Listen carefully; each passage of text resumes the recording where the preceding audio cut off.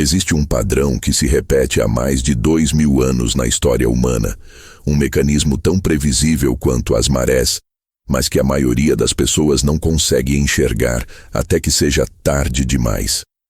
É o ciclo da transferência de riqueza das classes trabalhadoras para as elites financeiras através da manipulação monetária. Roma fez isso. A França pré-revolucionária fez isso. A Alemanha de Weimar fez isso. E o Brasil está fazendo isso agora, com uma precisão matemática que deveria assustar qualquer pessoa que entende como essa máquina funciona. Vou contar duas histórias paralelas que vão revelar exatamente o que está acontecendo com a classe média brasileira neste momento. A primeira é sobre João Silva, contador de 42 anos, casado, 2 filhos, que mora em Guarulhos e trabalha há 15 anos na mesma empresa.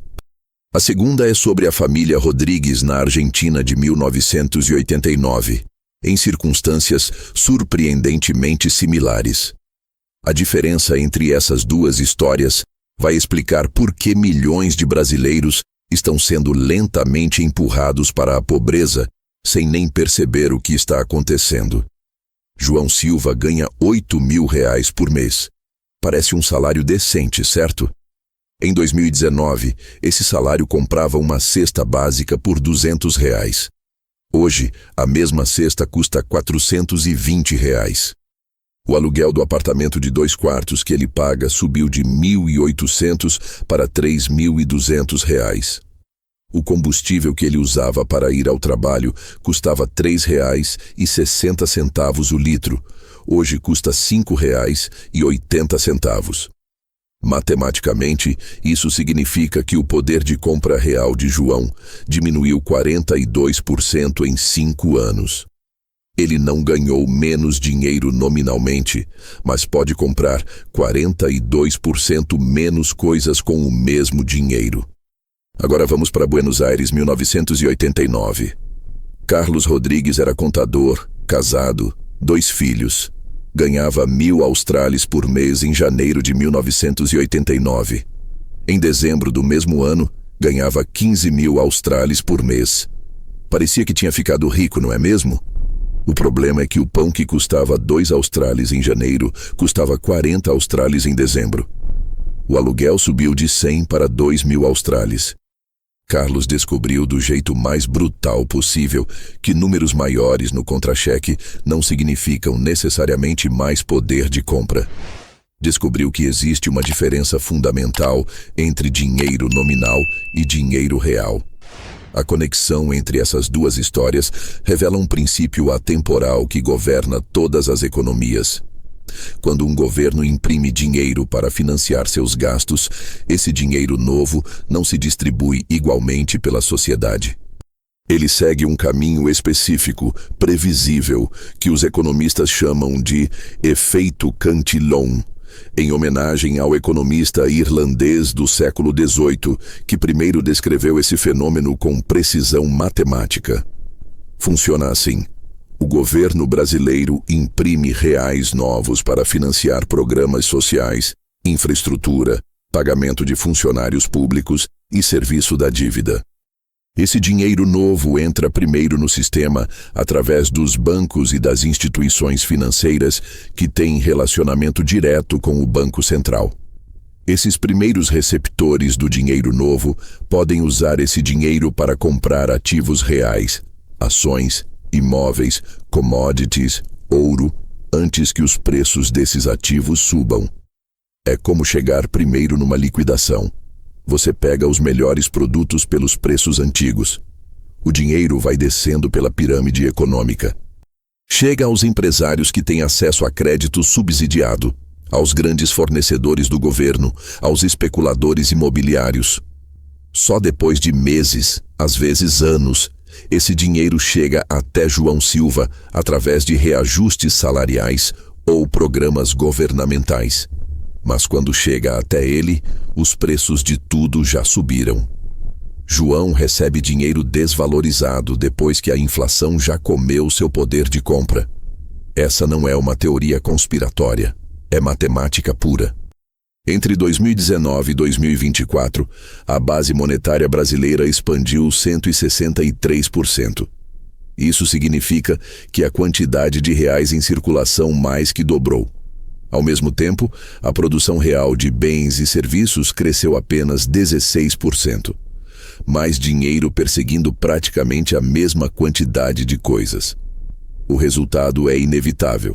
Os preços sobem, e quem tem acesso ao dinheiro novo primeiro fica mais rico, enquanto quem recebe por último fica mais pobre. Vamos usar uma analogia mecânica para entender como essa máquina funciona na prática. Imagine a economia como um sistema hidráulico. O Banco Central é a bomba que injeta água nova no sistema. Os bancos e instituições financeiras são os canos grossos conectados diretamente à bomba. Os canos vão ficando mais finos à medida que se afastam da fonte, até chegar às mangueiras de jardim, que representam os salários da classe trabalhadora. Quando você liga a bomba e injeta água nova no sistema, a pressão aumenta primeiro nos canos grossos. A água nova flui com força total para as instituições financeiras. Elas podem direcionar essa água para onde quiserem, comprar terrenos, investir em ações, especular com commodities. Só depois de um tempo, a pressão aumenta nos canos médios, chegando até as empresas médias e grandes. Por último, com pressão já muito reduzida, a água chega às mangueiras finas dos trabalhadores assalariados. Mas aqui está o ponto crucial. Quando a água nova finalmente chega às mangueiras finas, o jardim inteiro já está inundado. Os preços já subiram em toda parte. A classe média recebe água nova, mas para regar um jardim que ficou muito mais caro. Os números brasileiros dos últimos 5 anos ilustram isso com clareza cristalina. Entre 2019 e 2024, o índice Ibovespa subiu 140% em reais nominais. Os preços médios de imóveis em São Paulo subiram 87%. O ouro medido em reais valorizou 123%. Enquanto isso, o salário médio da classe trabalhadora subiu apenas 43% no mesmo período. Traduzindo, quem tinha acesso ao dinheiro novo primeiro conseguiu comprar ativos que se valorizaram 2-3 vezes mais que os salários. Quem dependia apenas do salário ficou progressivamente mais pobre em termos relativos e, em muitos casos, em termos absolutos. Esse padrão não é novo. Se você estudar a história econômica de qualquer país que passou por períodos de expansão monetária agressiva, vai encontrar exatamente a mesma dinâmica. Na Alemanha de Weimar, entre 1921 e 1923, os industriais que tinham acesso a crédito barato do Reichsbank compraram fábricas, matérias-primas e ativos reais com marques desvalorizados. Hugo Stinnes, um dos empresários mais espertos da época, usou empréstimos inflacionários para construir um império industrial que incluía minas de carvão, siderúrgicas, navios e jornais. Ele pegava emprestado marks, que valiam alguma coisa, e pagava de volta com marks que não valiam quase nada. Enquanto isso, a classe média alemã, funcionários públicos, professores, pequenos comerciantes, aposentados, via suas economias evaporarem. Um professor universitário que tinha poupado o equivalente a 10 anos de salário descobriu que suas economias compravam apenas um pão. A transferência de riqueza foi brutal e matemática, de quem tinha marcos em cash para quem tinha ativos reais financiados com dívida barata. No Brasil de 2024, o mesmo padrão está se desenrolando com a mesma precisão mecânica. A classe média brasileira está sendo esmagada entre duas forças. De um lado, inflação de ativos que torna casa própria, educação de qualidade e investimentos cada vez mais inacessíveis. De outro lado, estagnação salarial real que corrói o poder de compra mês após mês. João Silva, nosso contador de Guarulhos, representa milhões de brasileiros presos nessa armadilha. Em 2019, com seu salário de R$ 8.000, ele conseguia poupar R$ 1.000 por mês. Mantinha essa poupança numa conta corrente ou poupança tradicional, porque foi educado a acreditar que poupança é segurança. Em 5 anos, juntou R$60 mil. Parece muito dinheiro, certo? Errado. R$60 mil em 2024 compram o que R$40 mil compravam em 2019. Ele trabalhou 5 anos, privou-se de consumo durante 5 anos e ficou mais pobre. Mais que isso, enquanto ele juntava R$60 mil que perderam poder de compra, o apartamento que ele sonhava comprar por R$300 mil agora custa R$520 mil. A matemática é brutal. João precisaria de R$360 mil para comprar em 2024 o que compraria por R$240 mil em 2019. Ele não só não conseguiu acompanhar a inflação, como ficou proporcionalmente mais longe do seu objetivo. Quanto mais ele trabalha e poupa do jeito tradicional, mais longe fica da classe média alta. Isso acontece porque João não entende que vivemos numa era em que cash é lixo. Enquanto ele mantinha dinheiro em instrumentos que rendem menos que a inflação real, os brasileiros mais espertos estavam comprando ativos reais com dívida barata. Compravam imóveis financiados a juros subsidiados, ações de empresas exportadoras que se beneficiam da desvalorização do real, commodities que preservam valor em cenários inflacionários. A ironia cruel é que o sistema foi desenhado para punir exatamente as virtudes que a classe média foi ensinada a valorizar: poupança, disciplina financeira, aversão ao risco, confiança nas instituições. Essas virtudes, que funcionavam numa economia estável com moeda forte, se tornaram vícios numa economia de moeda fraca e expansão monetária constante. Vamos analisar os números de forma ainda mais concreta. Entre janeiro de 2020 e dezembro de 2024, o M1 brasileiro, que inclui papel moeda em poder do público mais depósitos à vista, cresceu de 490 bilhões para 740 bilhões de reais. Isso representa um crescimento de 51% na base monetária em apenas 4 anos. Simultaneamente, o PIB real brasileiro cresceu apenas 8,2% no mesmo período. Matematicamente impossível que essa quantidade extra de dinheiro, perseguindo praticamente a mesma quantidade de bens e serviços, não resulte em inflação. A inflação oficial, medida pelo IPCA, foi de 28% acumulada no período.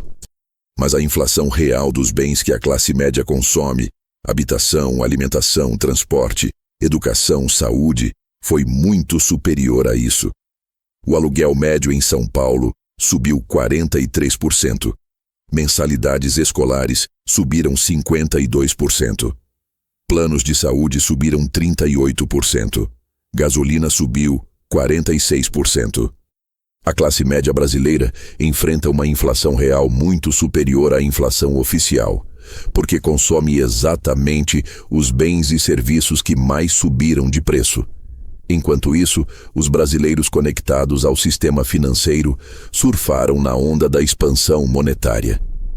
Quem comprou ações do setor financeiro em janeiro de 2020 teve retorno de 180% até dezembro de 2024. Quem comprou imóveis para renda teve retorno de 90% no mesmo período. Quem comprou dólar teve retorno de 62%. Quem comprou ouro teve retorno de 130%. A conclusão é matematicamente inevitável. O sistema monetário brasileiro está transferindo riqueza da classe média trabalhadora para os detentores de ativos reais de forma sistemática e acelerada. Não é um efeito colateral indesejado. É o funcionamento normal de uma economia baseada em expansão monetária constante. Esse mecanismo explica por que a desigualdade brasileira aumentou drasticamente nos últimos anos, apesar de programas sociais e políticas redistributivas. O governo distribui dinheiro novo para os mais pobres através de programas como o Auxílio Brasil, o que melhora temporariamente suas condições. mas simultaneamente concentra muito mais riqueza no topo através do efeito Cantillon. O resultado líquido é que a classe média encolhe, os mais pobres sobem um pouco, os mais ricos sobem muito e a classe média desce. Carlos Rodrigues, nosso argentino de 1989, eventualmente aprendeu essa lição da forma mais dura possível. Depois de ver suas economias em australes virarem pó, ele começou a converter seus pesos em dólares assim que recebia o salário. Comprou um pequeno apartamento financiado em pesos, que pagou com pesos desvalorizados. Investiu em ações de empresas exportadoras argentinas. Em outras palavras, parou de lutar contra a máquina e começou a usá-la a seu favor. João Silva ainda não aprendeu essa lição. Continua poupando em reais. Continua acreditando que trabalho duro e disciplina financeira tradicional vão salvá-lo. Não entende que as regras do jogo mudaram fundamentalmente. Numa economia de moeda fraca, as estratégias da moeda forte não funcionam. Na verdade, funcionam ao contrário.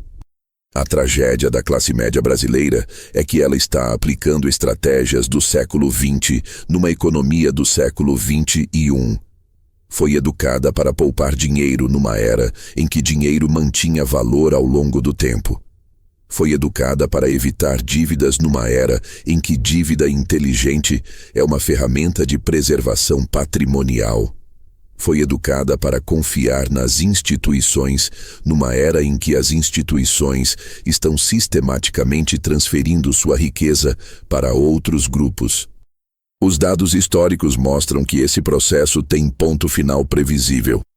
Toda vez que um país segue esse caminho de expansão monetária para financiar gastos governamentais crescentes, o ciclo termina de uma destas três formas: hiperinflação, que destrói completamente a moeda, default da dívida soberana, ou mudança radical de regime econômico que geralmente envolve turbulência política severa. O Brasil já passou por duas dessas experiências. A hiperinflação dos anos 80 e 90 destruiu a classe média da época. Quem tinha poupança em cruzeiros virou pobre da noite para o dia. Quem tinha dívidas em cruzeiros e ativos reais ficou rico. O Plano Real de 1994 estabilizou a situação temporariamente, mas o país nunca resolveu os problemas estruturais que causaram a hiperinflação original. Gastos governamentais crônicos superiores à arrecadação, financiados com emissão monetária. Agora estamos repetindo o mesmo padrão, só que com sofisticação maior.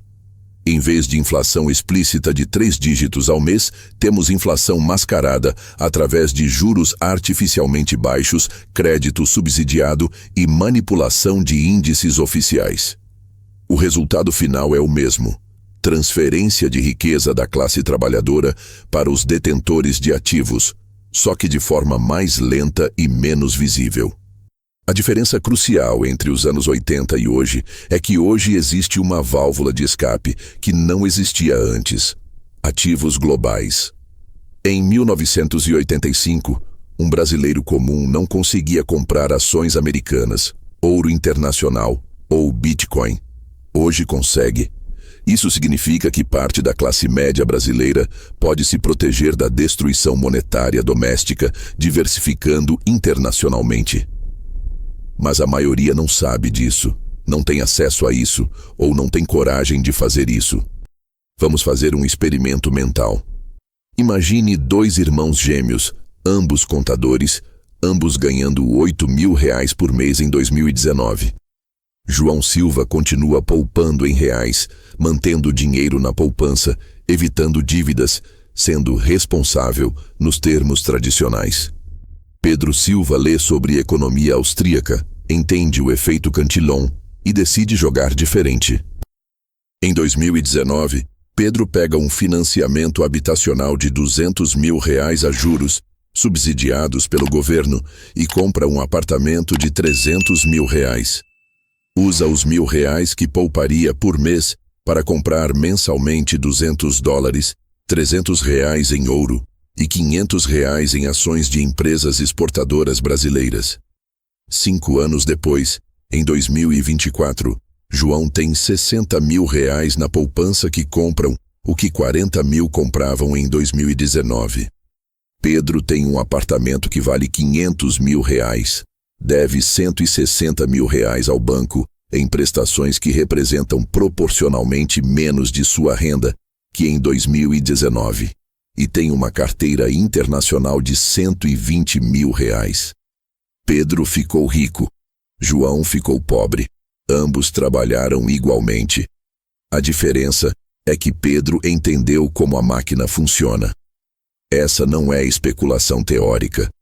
É exatamente o que aconteceu com milhares de brasileiros nos últimos 5 anos. A diferença entre ficar rico e ficar pobre não foi trabalho duro, talento ou sorte. Foi entendimento de como sistemas monetários funcionam em períodos de expansão. Mas aqui está o ponto mais importante. Esse padrão não pode continuar indefinidamente. Toda expansão monetária eventualmente encontra seus limites físicos. O Brasil está se aproximando rapidamente desses limites. A dívida pública brasileira já representa mais de 80% do PIB. O serviço dessa dívida consome mais de 30% do orçamento federal. A cada ano que passa, o governo precisa imprimir mais dinheiro para financiar os mesmos gastos, porque a dívida cresce geometricamente enquanto a economia cresce aritmeticamente. Matematicamente, isso é insustentável. Em algum ponto nos próximos anos, o Brasil vai ter que escolher entre 3 opções: cortar drasticamente os gastos governamentais e entrar numa recessão deflatória severa, acelerar a impressão de dinheiro e entrar numa espiral hiperinflacionária, ou reestruturar a dívida e causar uma crise de confiança no sistema financeiro doméstico. Qualquer uma dessas opções será traumática para quem não estiver preparado. A classe média brasileira, concentrada em ativos denominados em reais e dependente de salários em reais, será devastada em qualquer cenário. Mas quem entender o que está acontecendo e se posicionar adequadamente pode não só se proteger, como prosperar durante a transição. A história oferece guias claros sobre como se posicionar nessas situações. Durante a hiperinflação alemã, quem sobreviveu e prosperou teve algumas características em comum. Mantiveram ativos reais em vez de papel moeda, usaram dívida inteligentemente para comprar ativos que se valorizavam mais rápido que os juros, diversificaram internacionalmente sempre que possível, e entenderam que períodos de caos monetário criam oportunidades enormes para quem está posicionado corretamente. Durante a hiperinflação brasileira dos anos 80 e 90, quem ficou rico seguiu estratégias similares. Compravam imóveis financiados em moeda nacional e pagavam com dinheiro desvalorizado. Investiam em ações de empresas exportadoras que se beneficiavam da desvalorização cambial. Mantinham parte da riqueza em dólares ou ativos internacionais. Mais importante, entendiam que as regras tradicionais de gestão financeira não funcionam durante períodos de instabilidade monetária. O Brasil de 2024 exige estratégias similares. A classe média brasileira precisa parar de lutar contra a máquina e começar a usá-la. Isso significa entender que numa economia de moeda fraca, dívida inteligente é melhor que poupança tradicional. Ativos reais são melhores que cash. Diversificação internacional é essencial, não opcional. E timing é crucial. Quanto mais cedo você se posiciona, maior o benefício. Mas também significa aceitar uma verdade desconfortável. O Brasil que nossos pais conheceram, onde trabalho duro e poupança tradicional garantiam ascensão social, não existe mais. As regras mudaram fundamentalmente. Quem insistir em jogar pelas regras antigas vai continuar perdendo para quem entendeu as regras novas. A classe média brasileira está num momento de escolha histórica. Pode continuar sendo esmagada pelo ciclo que poucos entendem. Ou pode aprender como esse ciclo funciona e se posicionar do lado certo dele. A matemática é implacável. Quem não entender o que está acontecendo vai ficar mais pobre a cada ano que passa. Quem entender tem uma janela de oportunidade para não só se proteger, mas construir riqueza real durante um dos maiores processos de transferência patrimonial da história brasileira. A máquina econômica brasileira está funcionando exatamente como foi projetada para funcionar. Está transferindo riqueza sistematicamente de quem trabalha para quem possui ativos. Está punindo poupadores tradicionais e recompensando especuladores inteligentes. Está destruindo a classe média tradicional e criando uma nova elite financeira. Entender isso não é opcional para quem quer sobreviver economicamente no Brasil dos próximos anos. É matemática pura aplicada à realidade social brasileira de 2024.